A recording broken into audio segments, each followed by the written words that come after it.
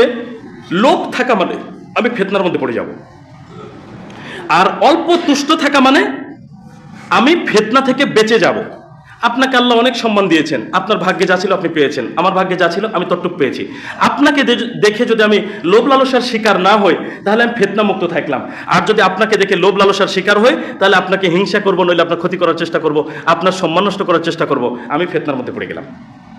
আবার মনে করেন সম্পদ, কেউ হারাম পয়সায় উপার্জন করে অনেক ধনী হয়েছে, বাড়ি গাড়ি করেছে, আমি দেখলাম, আমার মনের মধ্যে আকাঙ্ক্ষা জাগলো হারাম পথে উপার্জন করে এখন অনেক সহজ হয়ে গেছে, হালাল পথটা অনেক কঠিন হয়ে গেছে, তাহলে আমি ওইভাবে উপার্জন করব। তাহলে আমি যদি ওই লোভ লালসায় পড়ে হারাম উপার্জনে চলে যাই, আমি ক্ষতিগ্রস্ত হয়ে গেলাম, ফিতনার মধ্যে পড়ে গেলাম। দুনিয়াবি যে কোনো বিষয় আমরা অল্পে তুষ্ট থাকবো, লোভ লালসা মুক্ত থাকবো, তাহলে ইনশাআল্লাহ আমরা বহু ফিতনা ফাসাদ থেকে বেঁচে যাব এবং আমরা সফলতা লাভ করব। দেখুন সুনান তিরমিজি 2348 নম্বর হাদিস, রাসূলুল্লাহ সাল্লাল্লাহু আলাইহি ওয়াসাল্লাম বলছেন, ক্বাদ আফলাহা মান আসলামা, যে ইসলাম গ্রহণ করলো, ওয়া কানা রিজকুহু কাফাফান, তার নিকটে পর্যাপ্ত বা ন্যূনতম পরিমাণ কিছু রিজিক আছে, ন্যূনতম পরিমাণ কিছু রিজিক তার নিকটে আছে। ওয়া ক্বান্নাহুল্লাহ, আর আল্লাহ তাকে অল্পে তুষ্ট থাকার তৌফিক দিয়েছেন, এই ব্যক্তি সফল কাম। অল্প রিজিক আছে, ইসলাম গ্রহণ করেছে, আর অল্পে তুষ্ট থাকার একটা মানসিকতা লাগে, এটা আল্লাহ সুবহানাহু ওয়া তাআলা তাকে দিয়েছেন, অল্পে তুষ্ট থাকার তৌফিক দিয়েছেন, তাহলে এই ব্যক্তি সফল কাম। সবাই কাজগুলো পারে না ভাই, তৌফিকের বিষয়ে যদি একটু বলি, সব কিছুতে আল্লাহর তৌফিক কামনা করবেন, সব কিছুতে, ইমানের ক্ষেত্রে, দুনিয়াবি ক্ষেত্রে, যে কোনো ক্ষেত্রে আল্লাহর তৌফিক ছাড়া আমাদের কোনো বিকল্প পথ নেই, তৌফিক লাগবে আল্লাহর। দেখেন একজন ব্যক্তি অনেক টাকা ইনকাম করছে, সে চিন্তা ভাবনা করে আছে আরেকটু বয়স হোক তারপরে হজে যাব, ওর হজ ফরজ হয়ে গেছে, কিন্তু চিন্তায় কি আছে, আরেকটু বয়স হোক তারপরে হয়ে যাব। ও কি জানে 60 বছর পর্যন্ত বাঁচবে কিনা? তাহলে ও কিসের অপেক্ষায় আছে? এবং শুধু থাকলেই হবে না, আল্লাহ তৌফিক লাগবে।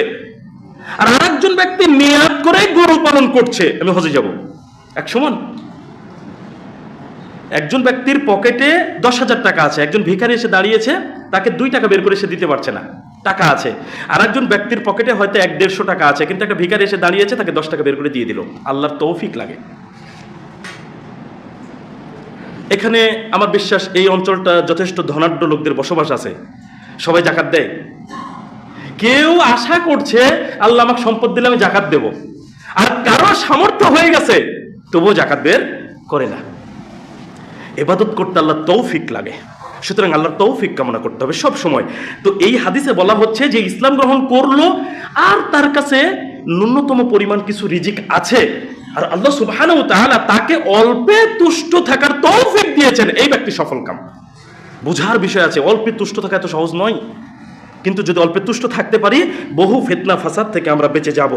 লাভটা দেখুন, আরেকটা হাদিস বলি এখানে, সুনান ইবনু মাজাহ 4102 নম্বর হাদিস, রাসূলুল্লাহ সাল্লাল্লাহু আলাইহি ওয়াসাল্লাম বলছেন, ইজহাদ ফিমা ফি আইদিন নাসি ইউহিব্বুকা।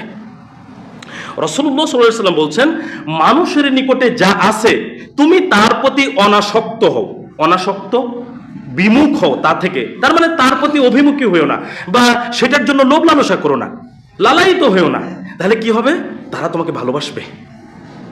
দেখুন যারা লোভ লালসা করে না অন্যের সম্পদে, তারা কিন্তু সচরাচর মানুষের কাছে প্রিয় হয়।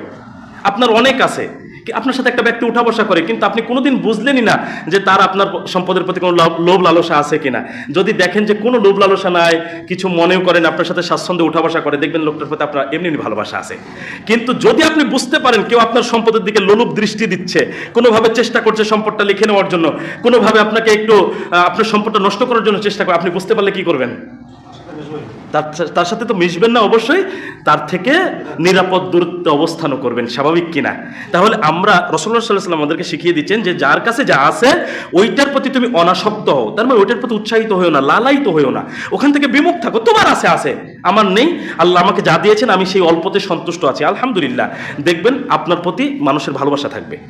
লোভ লালসা মানুষকে অপমানিত করে, লাঞ্ছিত করে।